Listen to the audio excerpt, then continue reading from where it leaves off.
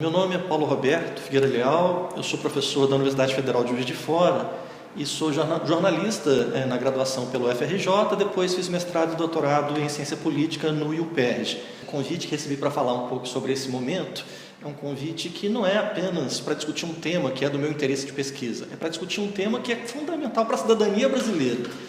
Discutir o impeachment nesse momento implica rememorar os motivos que levam alguns segmentos da sociedade a tentarem tirar uma presidente eleita com 54 milhões de votos e, ao mesmo tempo, ver a sustentabilidade desses argumentos, que me parecem fragilíssimos. Vamos lembrar quais são os motivos alegados pelos segmentos que defendem o impeachment.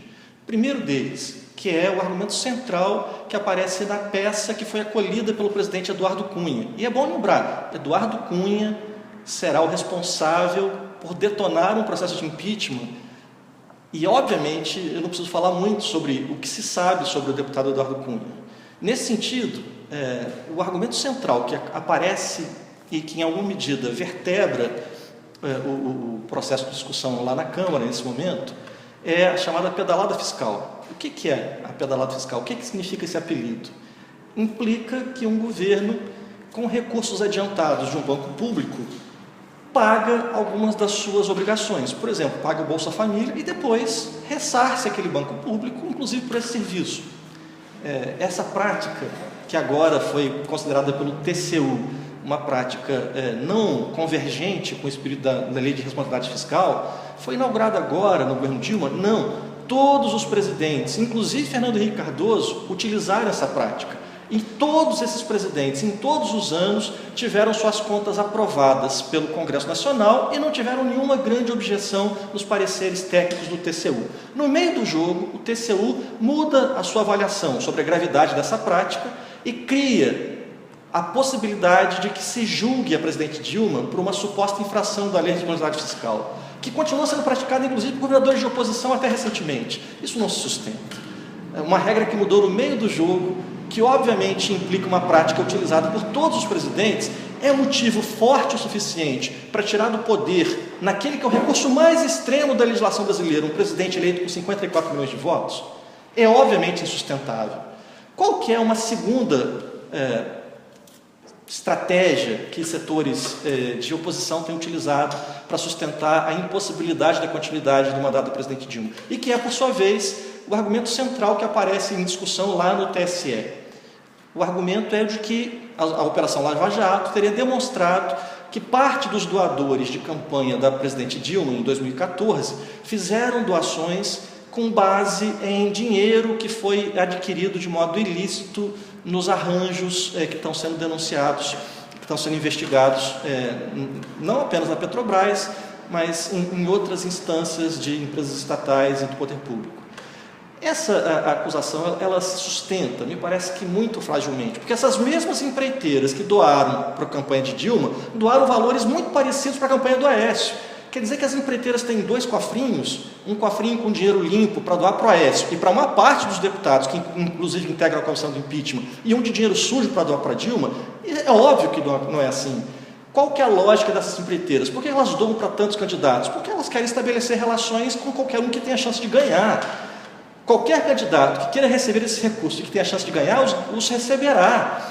O que significa, portanto, que não faz o menor sentido supor que o dinheiro é bom para ir para a campanha do Aécio e não é bom para ir para a campanha da Dilma.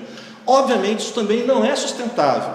E uma terceira crítica, e uma terceira acusação mais recente que tem sido feita para tentar justificar o impeachment, a de que a presidente estaria tentando obstruir a justiça.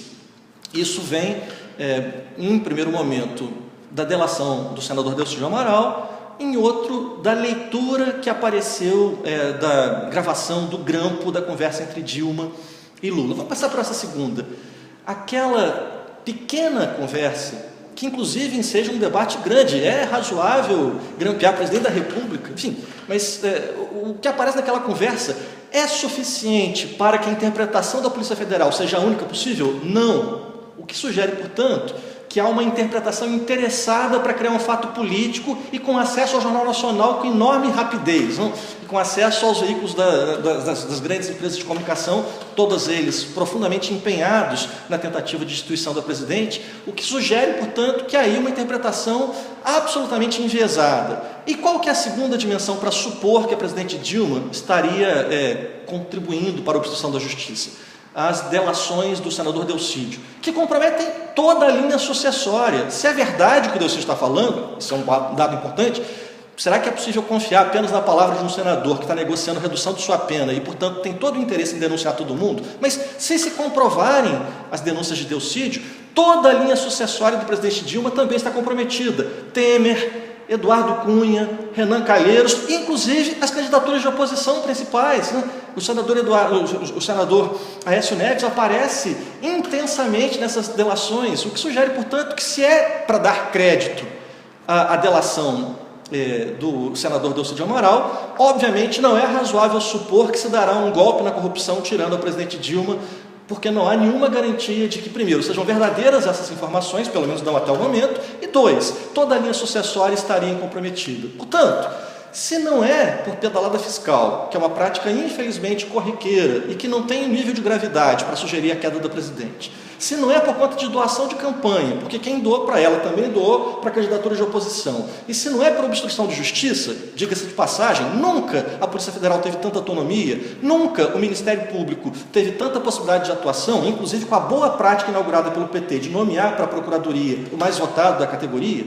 Se isso não é por isso, por que está se tentando a todo custo o impeachment da presidente? Isso não tem nada a ver com a luta que se empreendeu, por exemplo, contra o Collor, em que havia numerosas evidências incriminando o ex-presidente Collor. Isso tem muito mais a ver com momentos anteriores, tem muito mais a ver com 54, tem muito mais a ver com 64, momentos em que grupos econômicos com o poder de divulgação do grande sistema midiático, de que segmentos da oposição que não ganharam pelas urnas querem ganhar no tapetão, querem tirar a presidente para fraudar o espírito de 54 milhões de brasileiros que votaram nela. Não importa se o governo é popular ou impopular, não importa se eu acho o governo bom ou mau, importa que quem ganhou leva o governo até o fim se não cometer crime. E a presidente, até o momento, não cometeu nenhum crime, não há nenhum motivo plausível para tirá-la, exceto o fato de que esses segmentos veem a oportunidade de, num momento em que o governo está fragilizado, em que a economia vai mal, criar uma circunstância para dar um golpe cujas consequências não serão apenas contra o governo Dilma, serão contra todos os presidentes do futuro. Qualquer presidente vai ficar acuado diante de uma eventual maioria congressual que, sem nenhum motivo razoável ou relevante, possa apiá-lo do poder no momento de impopularidade. Portanto, o que está em jogo agora não é gostar ou não gostar do governo Dilma, o que está em jogo agora não é apreciar ou não os governos do PT, o que está em jogo agora não é o momento atual, é a consequência para a democracia brasileira nas próximas décadas. E é isso que deve ser levado em conta por milhões de pessoas que, em alguma medida, podem, nesse momento, estar insatisfeitas com o governo e, portanto, querer o impeachment. O impeachment não foi feito para tirar presidente impopular, foi feito para tirar presidente que cometeu crime de responsabilidade. Até o momento, nada sugere que a presidente Dilma tenha cometido, portanto, é um ato de força. E a expressão golpe é perfeitamente legítima para dar conta daquilo que está se tentando fazer nesse momento.